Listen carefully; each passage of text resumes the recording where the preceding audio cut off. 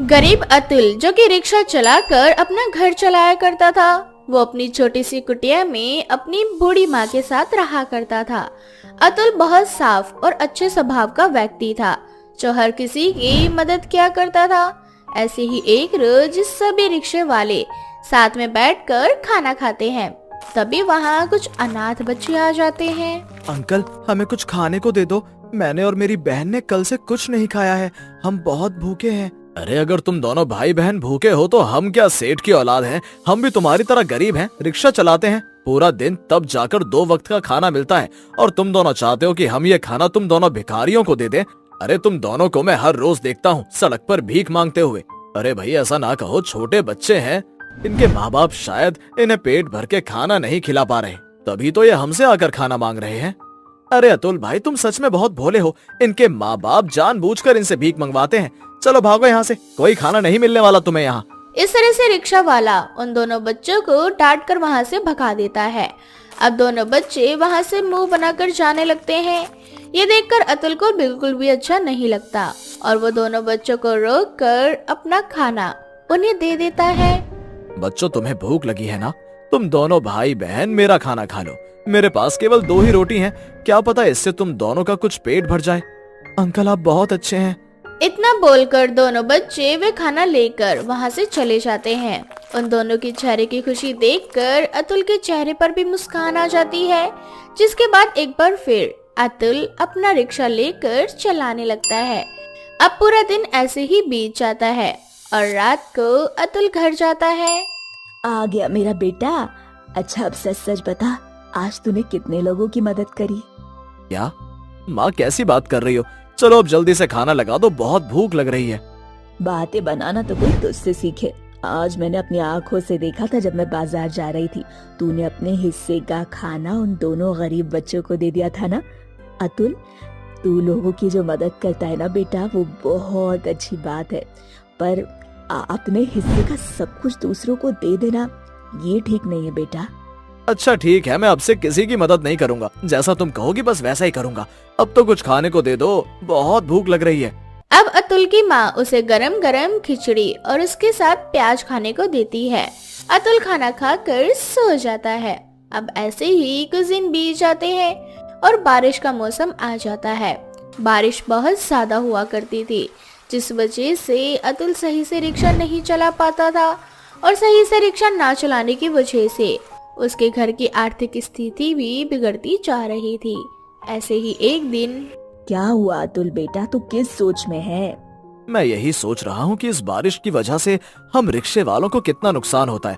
Auto taxi वाले तो फिर भी गाड़ियाँ चला लेते हैं, पर हम रिक्शे वाले इस बारिश में सही से रिक्शा ही नहीं चला पाते और रोड टूटी होने की वजह से ग्राहक भी हमारे रिक्शे में बैठना पसंद नहीं करते, क्योंकि उन्हें डर लगता है। अच्छा माँ, आज मौसम थोड़ा साफ लग रहा है, मैं चलता हूँ। अरे अतुल बेटा, खाना तो खाता जा। इतना बोलकर अतुल घर से निकल जाता है और रिक्शा चलाने लगता है। रिक्शा चलाते चलाते अचानक से तेज आंधी तूफान चलने लगती है। सभी रिक्शे वाले अपना अपना रिक्शा लेकर किसी सेफ जगह पर जाकर छुप जाते हैं। उनमें से एक अतुल भी होता है। तभी अतुल की नजर एक बहुत ही सुंदर सी लड़की पर पड़ती है, जिसका रंग तो काला होता है, पर ना जाने क्यों वो लड़की अतुल को किसी अप्सरा से कम नहीं लगती। अतुल ना चाहकर भी उसकी ओर खींचा जा रहा होता है। रंग रूप सांवला है, फिर भी न जाने इस लड़की में ऐसा क्या है जो मेरी नजर उससे हट नहीं रही। इसका काला रंग होने के बाद भी ये मुझे किसी अप्सरा से कम नहीं लग रही। अतुल ये सब कुछ सोच ही रहा होता है, तभी वो देखता है कि एक ट्रक उस लड़की की ओर बड़ी ही तेजी से बढ़ रहा है। सही समय रहते अतुल जाकर उस लड़की की जान बचा लेता है। क्यों बचाया तुमने मुझे? मर जाने दिया होता। मैं मरने के लिए गई थी और तुमने मुझे बचा लिया। पर क्यों? अरे जिस लड़की का घर परिवार नहीं, जिसके पास रंग रूप नहीं, वो हर समय लोगों के ताने सुने, वो भला जीकर क्या करेगी? इससे तो अच्छा है कि मैं मर ही जाती। ऐसा क्यों बोलती हो? जिसका कोई नहीं होता उसका भगवान होता है। वैसे भी बारिश बहुत तेज हो रही है और जब तक तुम्हें कोई काम नहीं मिल जाता तो मेरे घर में रह लो, बस पास में ही है मेरा घर, मेरे साथ चलो। अतुल की ऐसी बातें सुनकर अब ना चाहते हुए भी रेशमा उसके साथ चल पड़ती है। रेशमा को भी समझ नहीं आता आखिर अतुल को देखकर उसे क्या हो जाता है जो वो अतुल की बात को मना नहीं कर पाती। अब जैसे ही रेशमा अतुल के घर जाती है, उसका छोटा सा टूटा फूटा घर देखकर मुंह बनाने लगती है। तो तुम मुझे सहारा दोगे? अपना अपना घर देखा है तुमने, कितना छोटा है। अतुल बेटा, ये कौन लड़की है? माँ के पूछने पर अतुल सारी बात अपनी माँ को बता देता है, पर कहीं न कहीं पहले ही नजर में अतुल की माँ को भी रेशमा पसंद आ गई थी, इसलिए पहली बार वो अपने बेटे को रेशमा की मदद करने से मना नहीं करती, बल्कि खुद रेशमा को अपने घर में रहने के लिए कहती है। बेटी, तुम बिल्कुल सही कह रही हो। हमारा घर सच में बहुत छोटा है। हम गरीब लोगों के पास इससे बड़ा घर कहाँ आएगा। पर तुम फिक्र मत करो बेटा, मेरा घर इतना बड़ा है कि हम माँ बेटे के अलावा तुम आराम से इस घर में रह सको और सो भी सको। वैसे तुम्हें देखकर लगा कि शायद तुम बहुत भूखी हो सुबह से। मैंने खिचड़ी बनाई है, खा लो। मेरे बेटे को मेरे हाथ की खिचड़ी बहुत पसंद है। इस तरह से अतुल की माँ बड़े ही प्यार से रेशमा को अपने हाथों से खाना खिलाती है। ये सब देखकर रेशमा की आंखें भर आती है और वो फैसला ले लेती है कि वो कुछ दिन अतुल के घर में ही रहेगी और उसके बाद एक अच्छा सा काम देखकर आम लोगों की तरह अपनी जिंदगी जिएगी। देखते ही देखते कुछ महीने बीत जाते हैं और रेशमा का लगाव अतुल और उसकी माँ से बढ़ जाता है। ऐसे ही एक दिन। माँ जी, आप इस उम्र में भी इतना काम करते हैं, आप अपने लिए बहू क्यों नहीं ले आती? मेरा क्या है कि कुछ दिनों बाद तो मुझे यहाँ से जाना ही पड़ेगा ना। तू बोल तो सही रही है बेटा, अब तो सब कुछ तेरे ही हाथ में है। अगर तू मेरी बहू बन जाए, मुझे बहू मिल जाएगी और तुझे भी यहाँ से कहीं जाना नहीं पड़ेगा। मैंने मेरे बेटे की आंखों में तेरे लिए सच्चा प्यार देखा है। उसे रंग रूप से कभी कोई फर्क नहीं पड़ा बेटा, और ना ही मुझ गरीब को। इस तरह से अतुल की माँ रेशमा को अपनी बहू के रूप में स्वीकार कर लेती है। रात को जैसे ही अतुल घर आता है, रेशमा उससे उसकी दिल की बात पूछती है और अब अतुल भी अपने दिल की बात उससे छुपा नहीं पाता। रेशमा, माँ सच कह रही है, मैं भी तुमसे बहुत प्यार करता हूँ, बस कभी हिम्मत ही नहीं जुटा पाया कहने की। मुझे डर था कहीं तुम मुझे छोड़कर न चली जाओ। इस तरह से रेशमा को सच्चा प्यार मिल जाता है और वह अतुल से बहुत जल्द शादी कर लेती है। शादी करते ही रेशमा एक अप्सरा बन जाती है। रेशमा का सुंदर गोरा मुंह देखकर अतुल के होश उड़ जाते हैं, जिस पर रेशमा अतुल को कहती है, मैं जानती हूँ अतुल, मेरा ये रूप देखकर तुम और माँ जी दोनों ही आश्चर्य में होगे, पर मैं कोई साधारण इंसान नहीं बल्कि स्वर्गलोक की अप्सरा हूँ। मुझे अपनी खूबसूरती पर बहुत घमंड था, इसलिए मुझे श्राप दिया गया और मेरी सुंदरता मुझसे छीन ली गई। पर मेरी लाख विनती करने पर मुझे इस श्राप का तोड़ दिया गया और कहा गया कि यदि धरती लोक पर कोई इंसान मुझे सच्चे दिल से प्यार करे और शादी कर ले तो मुझे मेरा रंग रूप दोबारा मिल जाएगा।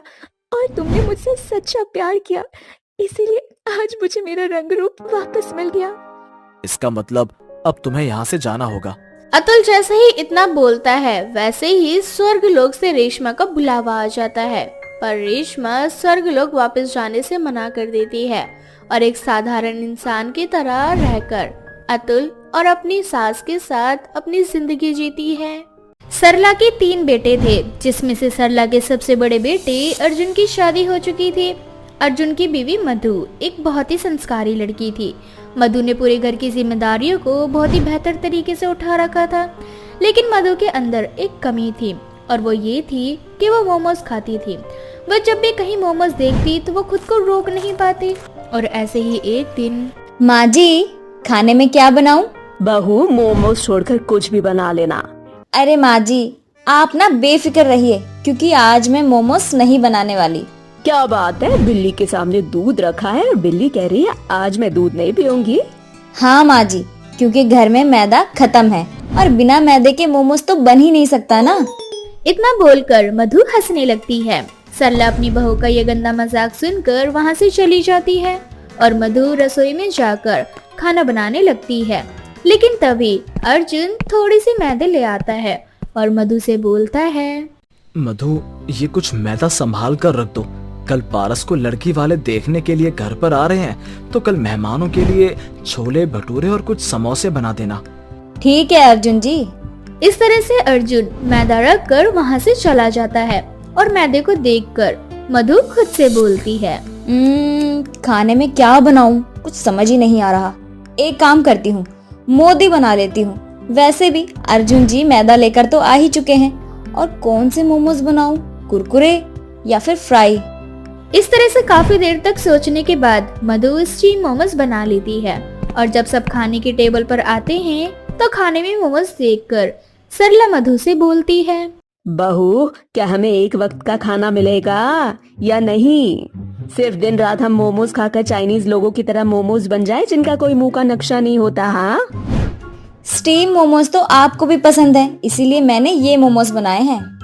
मधु की ये बात सुनकर सरला भगवान का नाम लेकर खुद से बोलती है। हे भगवान, कल जो पारस के लिए लड़की वाले आ रहे हैं, बस वो लड़की मोमोज की दीवानी ना हो। अगर वो भी इस तरह की मोमोज वाली बहू निकली तो मैं तो बर्बाद हो जाऊंगी। इस तरह से सरला खुद रसोई में जाकर अपने लिए खाना बनाती है। अगले दिन मेहमान घर पर आते हैं और पारस को देख लड़की वाले इस रिश्ते के लिए हाँ कर देते हैं। तो वहीं सरला अपनी होने वाली बहू आरती से बोलती है। वैसे बेटा, तुम्हें खाने में क्या पसंद है? मेरा मतलब है मोमोज, चाउमीन, समोसा। माँ जी, मैं बाहर का नहीं खाती और मोमोज को देखकर तो वैसे भी मेरा जी खट्टा हो जाता है। आरती की यह बात सुनकर सरला अब बिना कुछ सोचे समझे रिश्ते के लिए हाँ कर देती है और बहुत जल्द आरती की शादी पारस से हो जाती है। शादी के कुछ दिनों तक आरती किचन में जाकर खाना बनाती है, जिस वजह से शुरुआती कुछ दिनों में घर में मोमोज नहीं बन पाते। ये देखकर मधु से रहा नहीं जाता और एक दिन वो अपनी देवरानी आरती के पास जाती है और उससे बोलती है। अरे आरती, माँ जी ने तुम्हें रसोई की जिम्मेदारियाँ दी हैं, तो इस जिम्मेदारी को अच्छे से निभाओ ना। क्या तुम हमेशा घास फूस बनाती रहती हो? कुछ अच्छा सा बनाओ। मैं कुछ समझी नहीं दीदी। सच में आरती, तुम ना बहुत ही ज्यादा नादान हो। अब मुझे ही तुम्हें सब कुछ सिखाना पड़ेगा। तुम्हें पता है, इस घर में सभी को मोमोज पसंद है, इसीलिए पूरे दिन में एक टाइम मोमोज तो बन ही जाते हैं। अरे कल सुबह से लंच डिनर 3 टाइम में से एक टाइम में तुम्हें मोमोज बनाने ही होंगे। और अगर तुम्हें मोमोज बनाने नहीं आते ना तो कोई बात नहीं, मैं तुम्हें सिखा दूंगी, खाना भी और बनाना भी। आरती अभी नहीं थी, इसलिए वो मधु की कही हर बात को मानती थी। इसी तरह से अब मधु आरती को भी मोमोज बनाना और खाना दोनों ही सिखा देती है। जिसके बाद आरती भी मधु की तरह आए दिन तरह तरह के मोमोज बनाने लगती। अब सरला की दोनों बहुएं मोमोज वाली बन चुकी थी। इस बात से परेशान होकर एक दिन खुद से बोलती है। मैंने अपने बेटे पारस की शादी आरती से इसीलिए कराई थी और आरती को इस घर की जिम्मेदारी भी इसीलिए दी थी ताकि मुझे मोमोज खाने को ना मिल सके।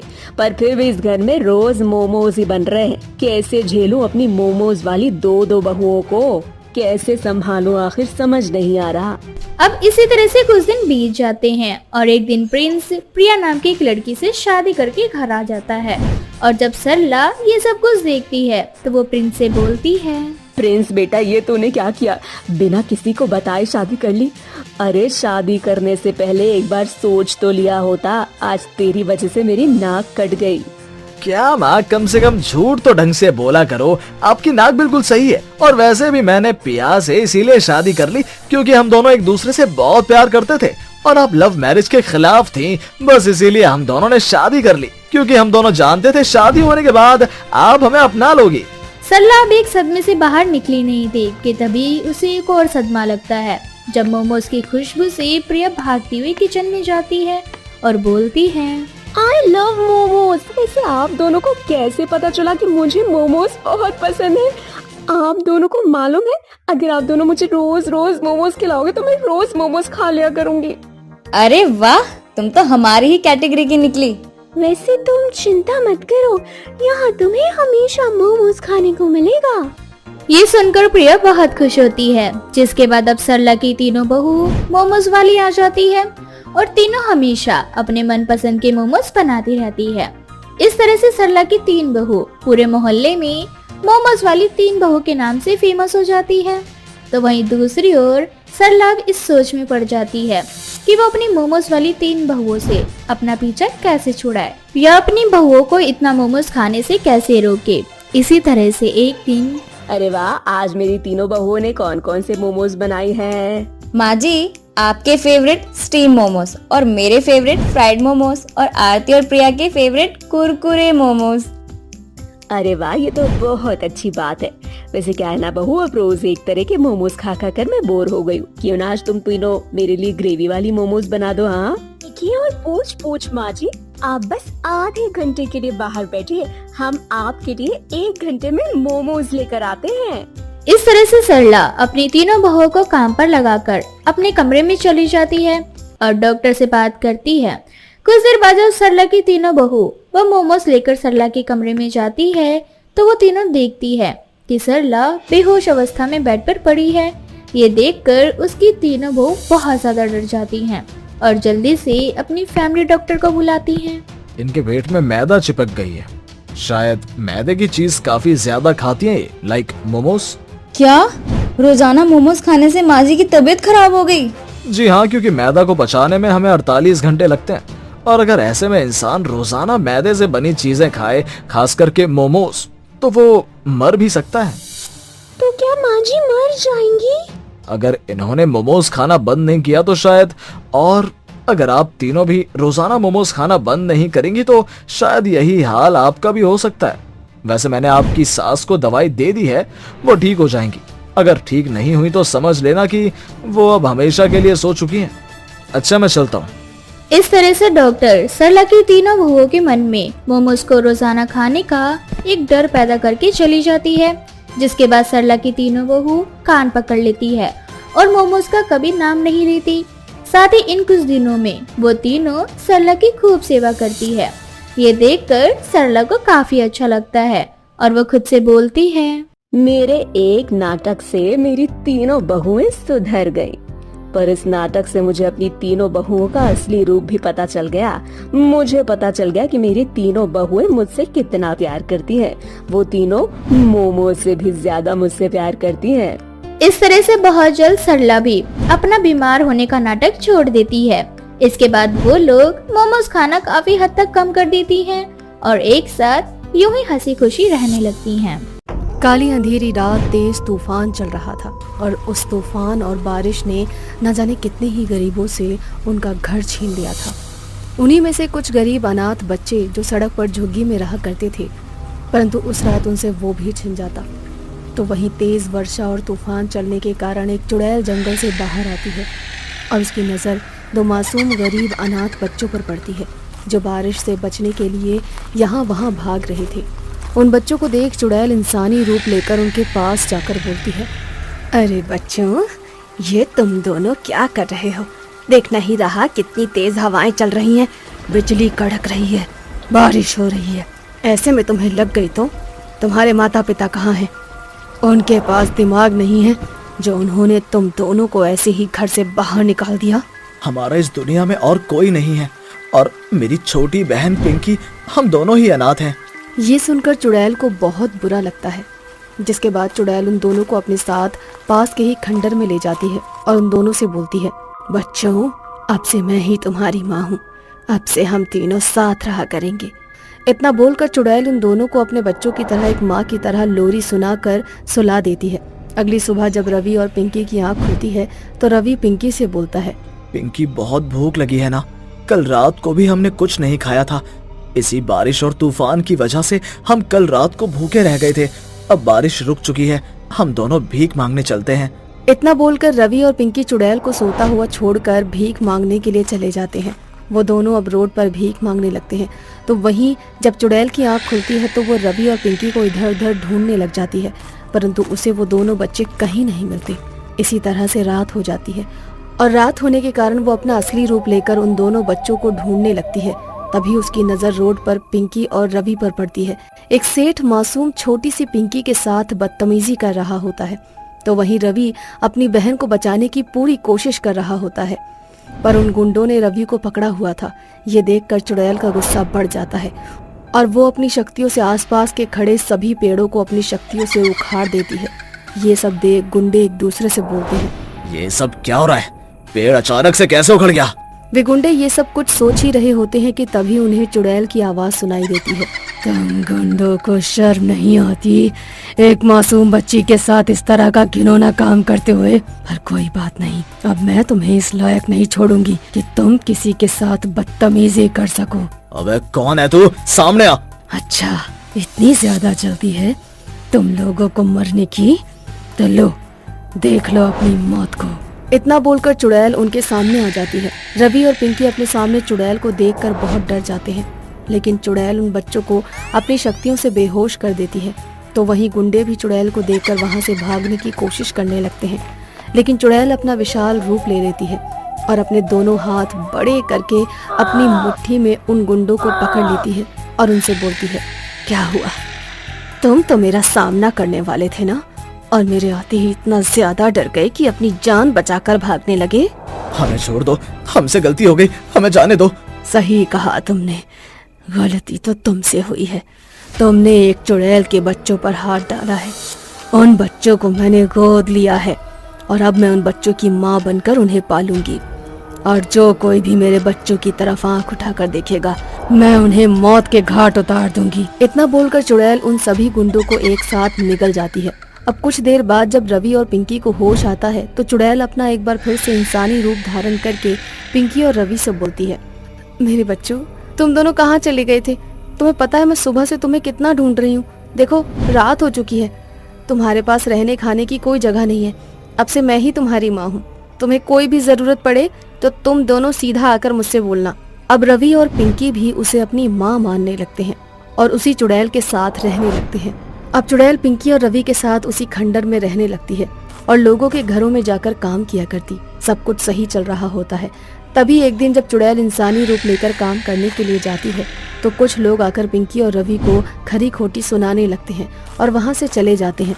शाम को जब चुड़ैल घर आती है तो पिंकी चुड़ैल से बोलती है, माँ, हमें भी अच्छे अच्छे साफ कपड़े चाहिए, हमें भी स्कूल जाना है और पढ़ना लिखना है बाकी बच्चों की तरह। हाँ बेटा, बस कुछ दिन की बात है, फिर एक दिन हमारे पास भी हमारा अपना घर होगा, तुम्हारे पास भी अच्छे कपड़े होंगे और तुम दोनों भी स्कूल जा पाओगे। पर मेरे बच्चों, आज ऐसा क्या हुआ है जो तुम इतने ज्यादा उदास हो और ऐसी बातें कर रहे हो? माँ, आपके जाने के बाद यहाँ कुछ सेठ आए थे।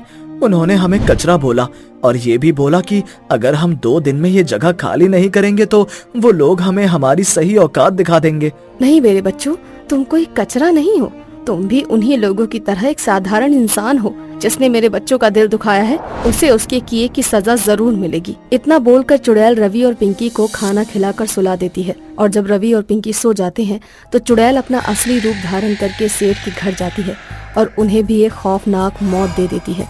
अब इसी तरह रवि और पिंकी को जो भी कोई तंग करता, चुड़ैल इसी तरह से उन्हें मार दिया करती। ऐसे ही एक शाम रवि और पिंकी कुछ बच्चों के साथ बाहर खेल रहे होते हैं। तभी एक बच्चे से रवि की लड़ाई हो जाती है। वो बच्चा रवि को मारता है, जिस वजह से रवि के मुंह से खून निकलने लग जाता है। ये देखकर चुड़ैल अपने गुस्से पर काबू नहीं कर पाती और सबके सामने अपने चुड़ैल रूप में आकर उस बच्चे को अपनी मुट्ठी में पकड़ लेती है और उससे बोलती है, तेरी इतनी हिम्मत कि तूने मेरे बेटे को मारा, अब तुझे इसका अंजाम भुगतना पड़ेगा, दुष्ट बच्चे। नहीं माँ, इसे मत मारो। रवि और पिंकी बार बार चुड़ैल से बोलते हैं कि उस बच्चे को ना मारे, लेकिन चुड़ैल किसी की नहीं सुनती। अब तेज बारिश होने लगती है और बिजली कड़कने लगती है, जिसमें से एक बिजली पिंकी के ऊपर गिर जाती है और रवि चुड़ैल से बोलता है, तुम हमारी माँ नहीं, एक चुड़ैल हो और आज तुमने मुझसे मेरी बहन को छीन लिया। अगर तुमने मेरे दोस्त को मारा तो मैं भूल जाऊंगा कि तुमने हमें खाना खिलाया और माँ वाला प्यार दिया था। चुड़ैल। रवि के मुंह से चुड़ैल शब्द सुनते ही चुड़ैल की आंखें खुल जाती हैं और वो उस मासूम बच्चे को नीचे गिरा देती है। भारी वर्षा होने लगती है और वो देखती है कि बिजली पिंकी के ऊपर गिर गई है, जिस वजह से पिंकी की मौत हो जाती है।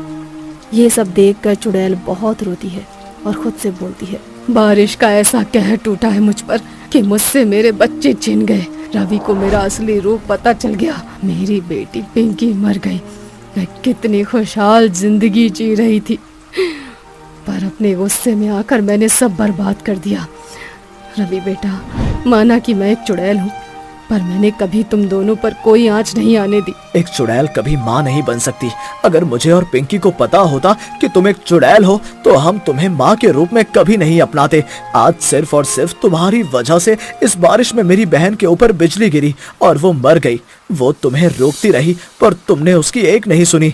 अब मुझे तुम्हारे साथ नहीं रहना, मैं अकेले था और मुझे अब अकेले ही रहना है। चली जाओ तुम यहाँ से, अगर तुम यहाँ से नहीं गई तो मैं भी पिंकी की तरह मर जाऊंगा। रवि की ये बात सुनकर चुड़ैल वहाँ से गायब हो जाती है, जिसके बाद अब रवि एक बार फिर से पहले वाली जिंदगी जीने लगता है। तो वहीं दूसरी ओर चुड़ैल बिना रवि के सामने आए उसके आसपास रहकर उसकी हिफाजत करती है